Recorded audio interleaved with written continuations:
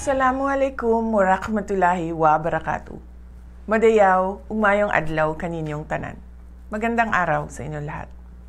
I joined the Philippine National Police Academy and the family and friends of the PNPA Sinaglawin class of 2025.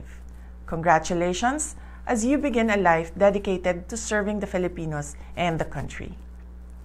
Thank you for joining our brave men and women who, for choosing PNPA, have committed to enforcing laws and ensuring peace and order in our communities. You have chosen a path that is rough, demanding, and may even be extremely perilous. But this is the right path for you to meaningfully serve the country and demonstrate a sense of patriotism that is profoundly rooted on what is right for the Filipinos and the Philippines. Sa inyong kagitingan at kahandaan na tunay na magsilbi, sana ay lagi ninyong piliin ang tama. Huwag sana ninyong hayaan na mabahiran ang inyong propesyon ng mali. Katulad ng pagkakanulo sa isang Pilipino ng kanyang kapwa Pilipino. Walang kapatawaran ang pagsuko at pagpapakulong sa mga dayuhan ng isang Pilipinong naglingkod ng tapat sa ating bayan.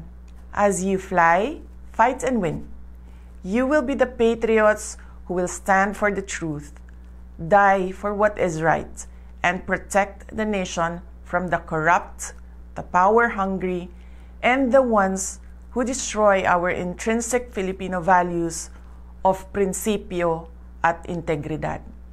Just like those who completed this course before you, you are presented with a choice to become citizens who will uphold the interests of the Filipinos above all else. May you always be reminded of your courage and the incredible strength, will, and determination that made you the men and women that you are today. May you also be reminded that there will be no honor for those who will betray the interests of Filipinos and the country. Ang lahat ng ating ginagawa ay para sa Diyos, sa bayan, at sa bawat pamilyang Pilipino. Syukran.